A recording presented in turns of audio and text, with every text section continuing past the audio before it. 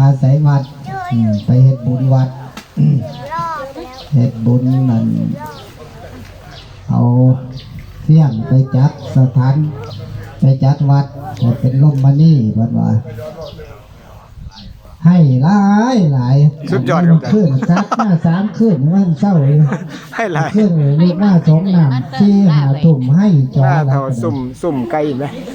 ซุ่มผมเลย เพราะว่ามันว่าหันแล้วมันเบิดจะไปคล้องอยู่หันน้ำมัน ของทั้งหุ่นแมน ทั้งนี่เป็นว่า เลี้ยงไก่เขาเลี้ยงไก่ ให้ขึ้นหลายแต่นั่น ให้หลายมันกลับไปวันเนี้ยสักไข่มาออกอยู่ ก่อนอสว่ามันนี่มาอาศัยสวนเด้อมึงอาศัยสวนพอตายพอแม่เพ่นพอจานสายสมอนเป็นการเฮ็ดบุญตุ่มพี่ตุ่มน้องตุ่มคนหูจักมักขุนคนกัลยาณมิตรเนาะตุ่มกัลยาณมิตรผู้มีจิตใจไปทางเดียวกันกับกุ้มเดียวนี่ละไปวัดกับกุ้มนี่มาสวนกับกุ้มนี่ในบ้านกับกุ้มนี่ ของแท้ กุ้มนี่ท่านแล้วกัน กลุ่มเดียวแน่นเนาะ นี่ล่ะอยู่นำกันจังซี่ล่ะ สัมพันธ์กันมาสายสัมพันธ์กันมาเอาบุญเอากุศลเป็นแกนกลางเป็นหลักไส้หลักใจมื้อนี้เป็นเลิกงามย่ามดีของเพิ่นเฮ็ดดีย่ามใดก็ดีย่ามนั่นล่ะเลิกย่ามก็ขึ้นอยู่นำการกระทำเฮ็ดบุญย่ามใดก็เป็นบุญย่ามนั่นเฮ็ดบาปย่ามใดก็เป็นบาปย่ามนั่นเฮ็ดดีย่ามใดก็ดีย่ามนั่นเฮ็ดชั่วย่ามใดก็ชั่วย่ามนั่นสิมือดีขึ้นดีพระพุทธเจ้าเพิ่นบ่ได้สอนดอกมือใดมือดีมือใดมือบ่ดีขึ้นอยู่กับเฮาเฮ็ดอีหยังมือนั่น กันเฮ็ดดีก็มือนั่นดีกันเฮ็ดบ่ดีมือนั่นก็บ่ดีก็บ่ได้สำคัญอยู่ว่านำมือนำเว้นสำคัญอยู่นำการกระทำว่าเฮ็ดอีหยังผลมันก็เกิดตามนั้นมานอกจากมีพี่มีน้องบันกุดแดงเฮา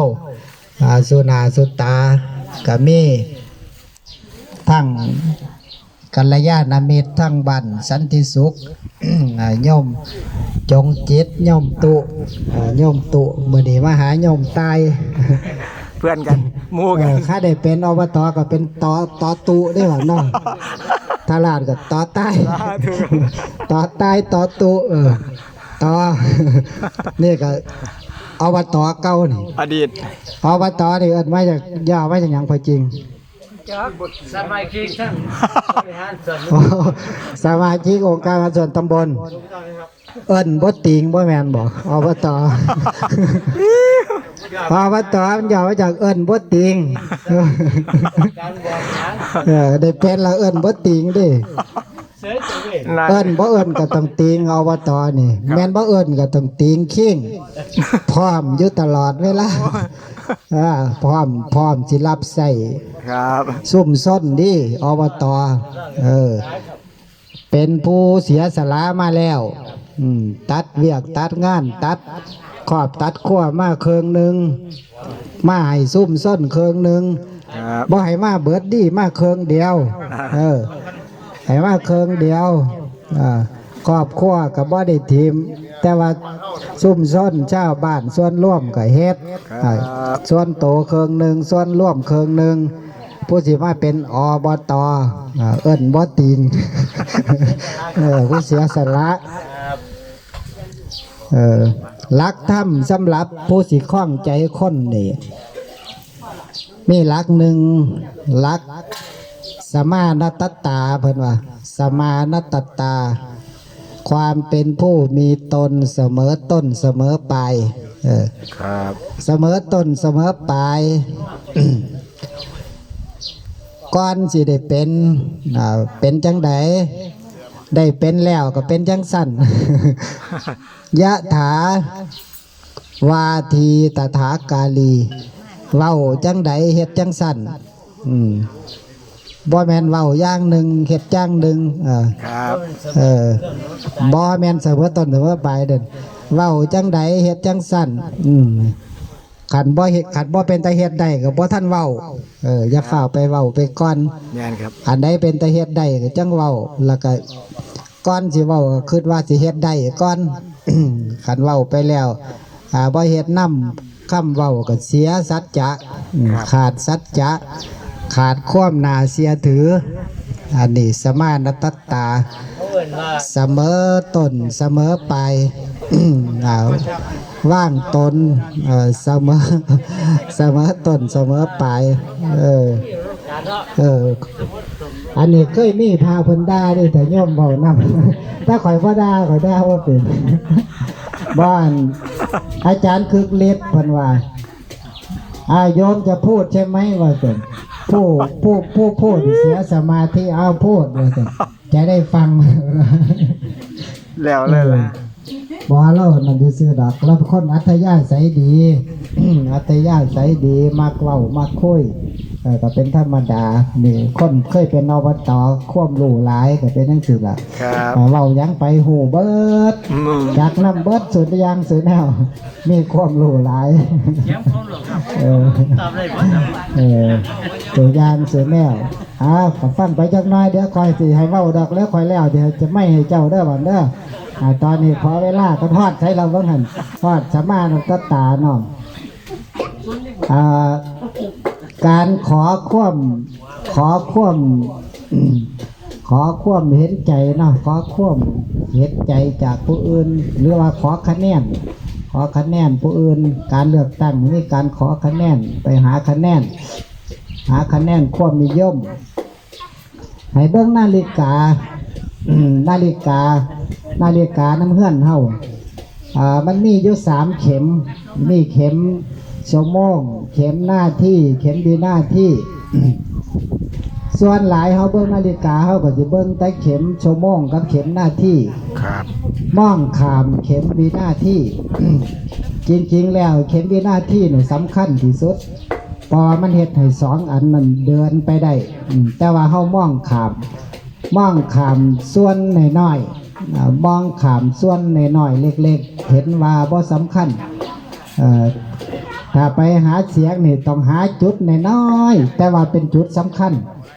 มาเป็นประเด็นได้ย่อมตัวเด้อ ครับ หาจุดน้อยๆแต่ว่าเป็นสิ่งสำคัญคนมักสิมองข้ามอันนั้นล่ะคือสิ่งที่ดี สิ่งที่เฮ็ดให้สำเร็จได้อีกประการหนึ่งก็ความอ่อนน้อมเนาะอ่อนน้อมถ่อมตนอ่อนหวานบ่แม่นอ่อนแอเด้อ่อนหวานอ่อนโยนอ่อนน้อม ครับ ผู้เจ้าเคยมัดสิ่งมัดของบ่เวลาเอาเสือกไปมัดนี่เฮาก็สิบ่หาแนวมันแข็ง ครับ ยิ่งอ่อนปานใดยิ่งมัดแน่น เอาเสือกอ่อนๆไปมัดหลายๆรอบได้คันเอาแข็งๆไปมัดนี่บ่ค่อยแน่นดอกคำเว้าคือกันคำเว้าสิมัดใจคนได้ก็คือคำเว้าที่อ่อนน้อมอ่อนหวานอ่อนน้อมก็คือผู้ใดเป็นเอี้ยก็เอิ้นพี่ผู้ใดอายุหลายก็เอิ้นอ้ายพ่อเอิ้นป้าเอิ้นลุงเอิ้นพ่อเอิ้นแม่ดิสำคัญนั่งวิสาขานี่โอ้ยตอนเราไปบ้านพ่อปู่เราไปบ่มีผู้หูจักดิไปง่ายไปบ้านพ่อปู่แต่งงานแล้วเราก็นั่งรถเข้าไปในเมือง เห็นเด็กน้อยเราก็เอิ้นลูกเอิ้นหลานเห็นคนเดียวกันก็เอิ้นหมู่เอิ้นพวกคนอายุหลายก็เอิ้นอ้ายเอิ้นเอี้ยเอิ้นป้าเอิ้นลุงเอิ้นพ่อเอิ้นแม่ภายในมือเดียวเราสามารถมัดใจคนได้เนี่ยอ่อนหวานคำเบาอ่อนหวานอ่อนหน่อมอ่อนโยนใส่ของอ่อนเลยโยมตูเด้อ ครับ ของอ่อนเขาไปหาคนจังมัดใจคนได้อ่อนบ่เป็นอ่อนแอดิอ่อนหวานอ่อนโยนอ่อนหน่อมอ่อนแอนี่บ่เป็นสายอ่อนแอเป็นยังว่าได้ดิอ่อนแออ่อนแอขาดกำลัง แย่อยู่ กำลังจิตกำลังใจอ่อนอกอ่อนใจดิแห้งไปเลยบัด อ่อนแอ แล้วเห็นหยังก็เฮ็ดบ่ได้เด้อยากดิบ่แล้วเด้อบ่ได้เด้อ3คำอย่าให้มีเด้อเพิ่นว่า ครับ ยุ่งยากแย่เนี่ย3คำ ยุ่ง นี่ ยาก ผู้ใดมีในใจนี่บ่สำเร็จยุ่ง เห็นหยังมียุงไปเบิดบ่จักสิไปเริ่มต้นส้นปลายหม่องใดว่าแม่นเสียกอันว่าแม่นอันม่องติดหนามบ่จักสิปลดหม่องใดคันว่าคันลงว่ายุงนี่เรียบร้อยเลยยากบาดนี้ก็บ่อยากเฮ็ดหยังเด้โอ้ยยากเด้เพิ่นว่ามันสิได้อยู่ว่าคือเป็นตายากคือเป็นตา อันที่3นี่แย่3ยอนี่แย่ให้มียุ่งยากแย่คันมี3อย่างนี่เศร้าซะ จบเลย นอนจะเฮียนจะซื้อเลยว่าต้องเฮ็ดหยังคันมี3คำนี่ยุ่งยากแย่มองปัญหาให้เป็นอันแนวทดสอบความสามารถเฮา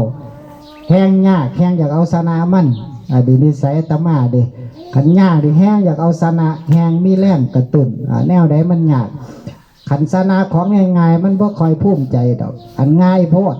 มันบ่ได้ใส่ความสามารถมันต้องเอาชนะของอย่างยาก ยิ่งยากยิ่งอยากเอาชนะ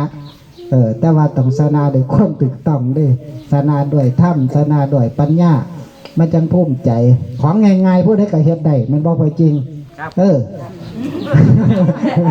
มันต้องเอาชนะของยากๆของง่ายๆนี่เด็กน้อยก็เฮ็ดได้เด็กน้อยอนุบาลก็เฮ็ดได้เขาต้องมีเป้าใหญ่ๆบางก็เอาเดินไปทันจังบ้านสันติสุขเพิ่นนั่นก็โอ้ชื่อก็คักนิดหน่อยสันติแปลว่าสงบสุขก็สะดวกสบายสงบสุขลมเย็นแต่ก็ยังมีจุดเล็กๆน้อยๆคุยกับเพิ่นว่าหั่นทั้งวัดทั้งว่าก็ มีพารูปเดียวคือกุดแดงนี่แหละแต่ว่าข่อยเพิ่นมีหมู่หลายได้บัดข่อยมีผู้เจ้าเป็นหมู่เฮ็ดหมู่ถ้ำบ่เป็นหมู่เสี่ยวเด้หมู่เฮ็ดหมู่ถ้ำมีแขนมีขาหาบริวารไว้ หาบริวารมาซอยผู้เดียวก็เฮ็ดสำเร็จได้แต่ว่าก็ต้องมีบริวารอาจารย์ทวีอาจสิว่าท่านมีบริวารหลายคันได้เลือกโยมตูก็ได้โยมเกียงไปน้ำดิได้พอตายไปน้ำด้วยได้ญาติไปน้ำชาวบ้านเข้าไปน้ำเพื่อได้พระไปน้ำปุ่นละก็คือไปซอยกันก็เป็นนี่เป็นจุดแข็งจุดหนึ่งความมีบริวารกันผู้ใดเห็นอย่างว่ามีบริวารเนี่ยก็ยากจังเช่นมื้อนี้กันพอตายเอิ้นผู้ใดก็บ่มาหานี่แล้วก็บ่มีกำลังใจดีเนาะแต่ที่มีแต่แม่เพ่นก็พอจานก็ผักโนซี่คนนี่ก็บ่มีผู้ที่หาที่6ก็มื้อนี้เป็น30 30นี่ละความเป็นผู้มีบริวารคนที่มีบริวารได้แล้วก็มีเหตุอยู่หนึ่งผู้นั้นเป็นคนจังไดน้ำใสใจจริงเป็นจังไดการประพฤติปฏิบัติเป็นจังไดขี่ที่บ่เคยได้ยินบ่เพิ่นว่าอยากอย่างเนาะ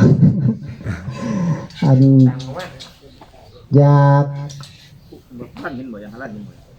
ากหมานเข่าให้ปลูกใส่พระล้านหินอยากมีศีลให้ขาพอตีแม่อยากให้คนมาแวให้ขาหมู่เดียวกัน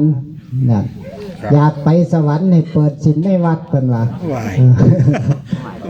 อยากหมานเข่าให้ปลูกใส่พระล้านหินจักใส่บาทบ่พระล้านหินคือบาทคันว่าอยากทุกศาสนานะจักใส่บาทหยาดน้ำเป็นว่าทำบุญไว้ศาสนาทำท่านอยากหมานเข่าปลูกใส่พระล้านหินอยากมีศีลให้ขาพอตีแม่ยั่งบ่ละพอจริงพอกับแม่พ่อแม่ในที่นี้คือกิเลสโลภะโทสะโมหะอันนี้คือพ่อคือแม่นำให้เฮามาเกิดอยู่นี่มีความโลภเบิดทุกคนเอาเงินมาเทลงนี่รับรองญาติกันแน่นอนอาตมาก็สิไปญาตินำด้วยกันมีความอยากได้เบิดทุกคนผู้อยากได้หน่อยได้หลายโลภะมีโทสะมีเรามีพวกอย่างมาสี่หนาดาบังดูตอนนี่พอจริงลูกใส่ก้อนมูแล้วได้ดึงแขนไว้บนแล้วเนาะจะไม่ผมโมหะความหลงมีหลงสุขคนเยอะหนึ่งพอจริงนี่ก็หลงบัก40นี่พอเท่าจักเทียนหลงมีความหลงเบิดพอตีแม่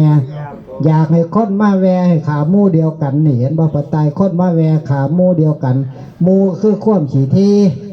เกิดมาพวกความขี้ที่เหรอเข้าเดี๋ยวนี้แต่ผู้ใดขี้ที่หลายกับมู่หน่อยแต่ผู้ใดขี้ที่หน่อยกับมู่หลายเชียร์บ่พอจริงขันขี้ที่คักๆนี่ต้องมีมู่ได้บ่มีผู้ไปไก่เลยบ้านกันคนบ่ขี้ที่นี่มู่หลาย กินข้าวกินน้ำมาเยี่ยมมายามย่ามเจ็บไข้ได้ป่วยบ่อึดคนไปหาเพราะว่าบ่ขี้ที่เอา3อย่างนี่ก็พอเนาะอยากมันเข้าปลูกใจปลาล้านหินอยากมีศีลในขาพอตีแม่อยากให้หมู่มาแวอยากให้คนมาแวขาหมู่เดียวกันขาควมขีตะนีที่เหนียวควบเห็นแก่เนื้อแก่ตัวมื่อนี้กับปลาลบธรรมะคุยกับจากกับโยมเรื่องในการทำบุญโอกาสพิเศษพอตายตุ่มพีตุ่มน่องกัลยาณมิตรมาถวายปัตตาหารเพนเป็นมัตตกะปัตตาหารทรงผลศีลผลท่านที่เกิดขึ้นในครั้งนี้ไปถึงแม่บุญเย็นผู้เป็นลวงลับดับไปผู้เป็น โฮมโป้โฮมไส้ของขอบข้อนี้ตาเพิ่นรับรู้รับทราบโดยงานวิธีใดไปเกิดในภพภูมิอันใดมาโมทนาสาธุ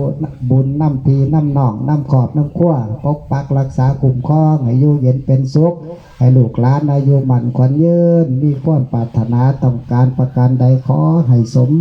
ดังใจปรารถนาทุกสิ่งทุกประการสุขภาพร่างกายแข็งแรงจะเลื่อนโดยอายุวันนะสุขภาละ